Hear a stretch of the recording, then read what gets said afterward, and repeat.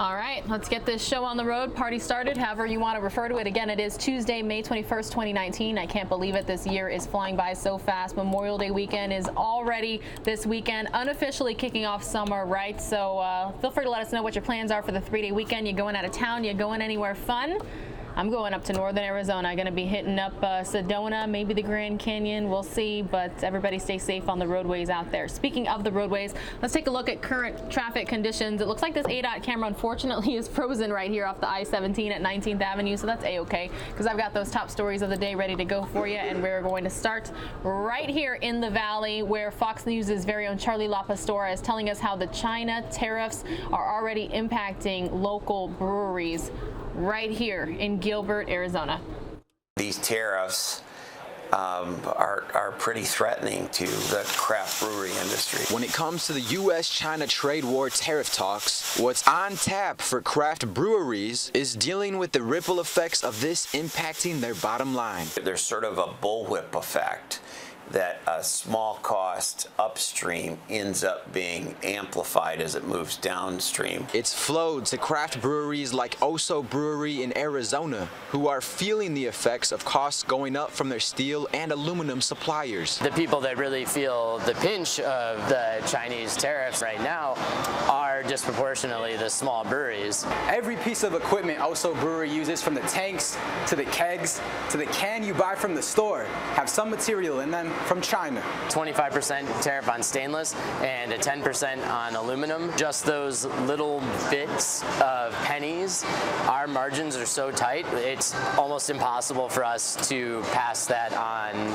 to consumers and not absorb a chunk of that ourselves. Jeff and Leah Huss rely on steel and aluminum and can 50% of their beer. They've seen their supplier run out of lids recently. I discovered on one of our invoicing, the disclaimer, it said there's no current tariff that is impacting the cost of your tap handles, but that doesn't mean that one won't change, that won't change, and one won't be coming your way. Craft beer now accounts for almost a quarter, more than 24% of the multi-billion-dollar U.S. beer market. Susan Dubois is a registered nurse who enjoys beer like many other Americans and says this is going to hurt craft breweries who don't have giant profit margins. This is going to cost the American consumers a lot of money. Despite steel and aluminum tariffs being lifted against Canada and Mexico, this won't change much for craft brewers. They're still concerned as most of their resources come from China.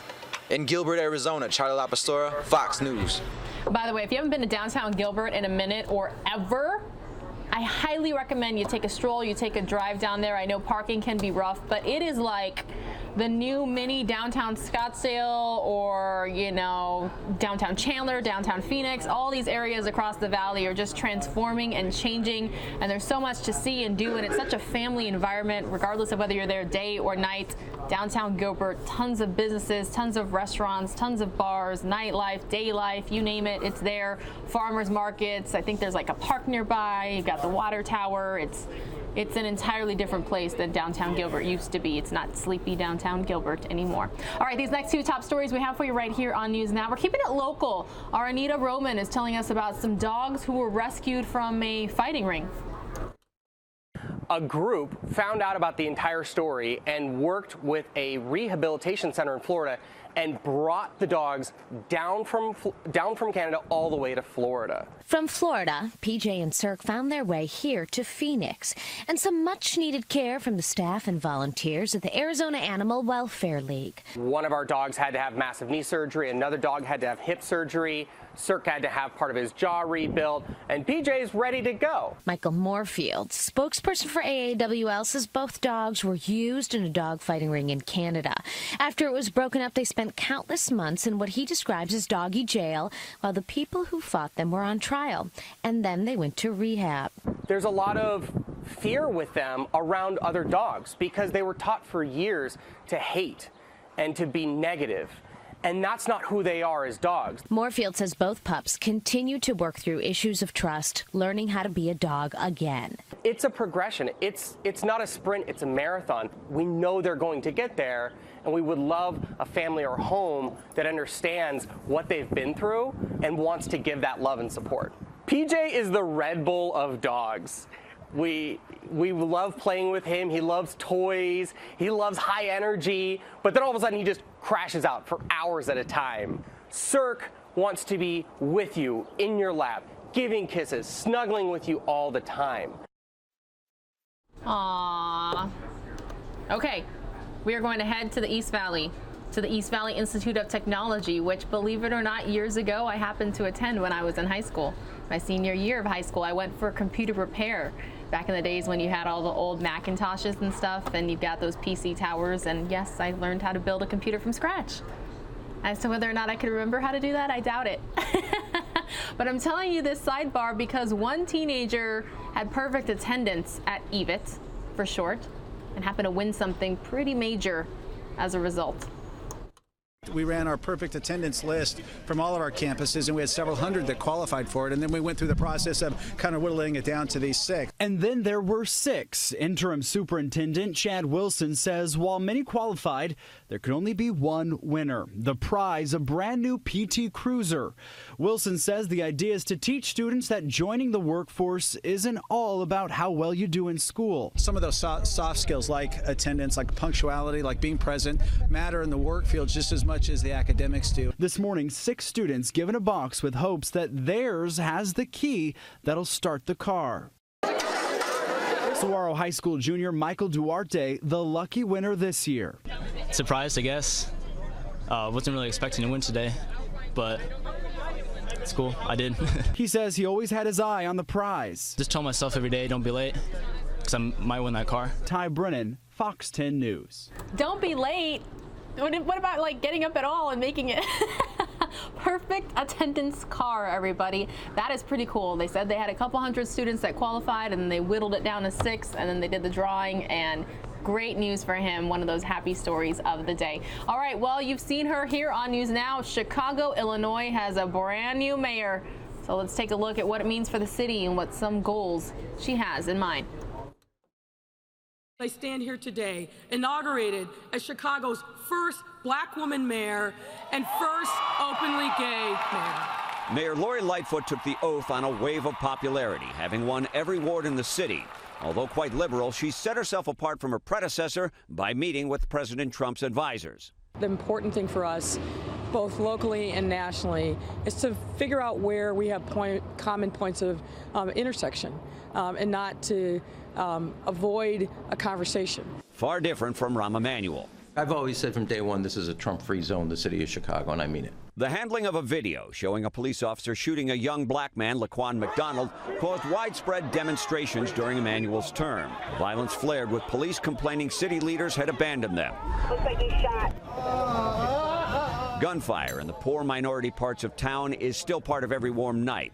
The people living there don't tell police who the gunmen are. After 8 years with Rahm Emanuel, the relationship with the police and the black community is still at an all-time low. The new mayor put safety as a top item on her agenda. We must reverse the exodus by creating the reality of safety in every neighborhood. Public safety must not be a commodity that is only available to the wealthy. Lightfoot promises to forge a partnership between communities and police. She will need to achieve that goal with a budget shortfall projected at $380 million for 2020. And with an underfunded pension, the obligation should total $376 million. And in a town that has almost become synonymous with public corruption, the new mayor says integrity is a key item on her agenda. Lightfoot promises to eliminate in her first day some of the key powers and privileges Chicago aldermen enjoy, which critics say fuel the corruption. In Chicago, Mike Tobin, Fox News. Wow, that was a gorgeous location for him to film that story. By the way, I love Chicago. I've been there twice. I will gladly return. I've got a best friend who lives about an hour west of the city without traffic. With traffic, it can be a little bit of a hassle, but I have only visited in the summertime. I've never experienced that Chicago snow, and considering I only lived in Flagstaff, Arizona for 2 winters, I'm not sure if I could handle a legitimate winter anywhere with the cold and the ice and the snow. I don't know. I'm an Arizonan. All right, got one more top story right here for you on News Now, which is a part of fox10phoenix.com. We're going to be taking you out to Florida, where it's in one of those body cam situations, a rough arrest of a teen caught on camera. Walking the streets of Rhino, you may be surprised to find all sorts of wild animals. It's been All right, that was the wrong top story, everybody. So this top story is about a Colorado teen who created an animal nonprofit. I need to make sure I have that Florida story for you, so I'm going to be doing that while this one airs. Sorry, my mistake. So we're going to restart this again. This one's about a Colorado teen who started an animal nonprofit.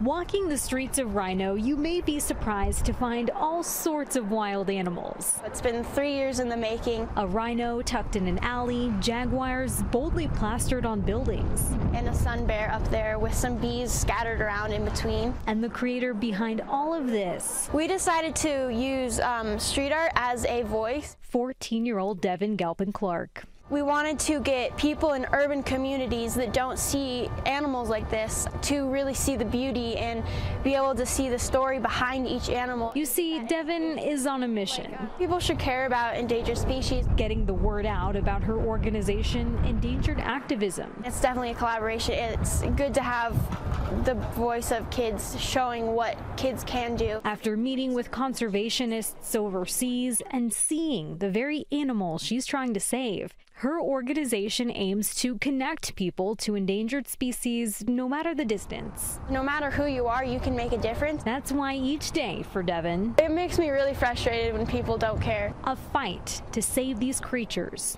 Kids are so important and so crucial in this fight that they need to get involved. And she's finding strength in numbers. Kids are going to be the next generation of world changers. They're going to make differences in the world. Lisa D'Souza, Fox 31.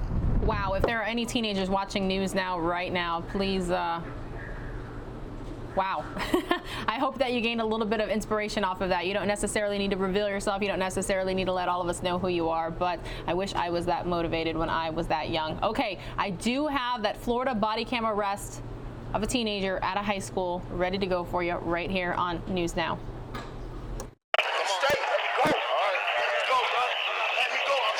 17-year-old Jordan Bennett is being taken away by Ely High School's BSO resource officer after police claim the teen tried to choke a school janitor February 21st. Let me go, I'm straight. Bro, let me go. Hey, I'm straight, bro. I'm straight, bro. Let me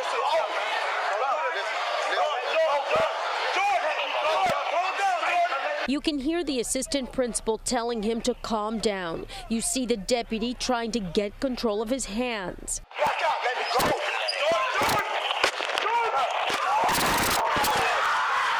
The BSO deputy tackles him to the ground and Jordan hits his head. A student capturing this cell phone video. And the video footage is clear. He becomes aggressive. He becomes hostile. He snatches away, flaying his arms and elbows towards the deputy, and he begins to lunge forward the school board official. Jordan's attorney saying the deputy used excessive force. And there's no need to have a child in a continued chokehold, especially not after you've smashed his head on the concrete. Sheriff Gregory Toney saying Internal Affairs will not investigate. The student was aggressive, he says, and the deputy did everything right. Take him to my office. But I told you, man, you gotta calm down. You can hear the assistant principal scolding Jordan, and so does the deputy, clearly upset. Not right now, man. Dude, I'm so upset with you. You guys are ridiculous, man. You should know better. Now you're calm. Jordan, according to his mom, still has a scar and is recovering. That's part of the repercussions when you are violating the law, when you are aggressive, when you are hostile, and deputies are forced to engage you to restrain you.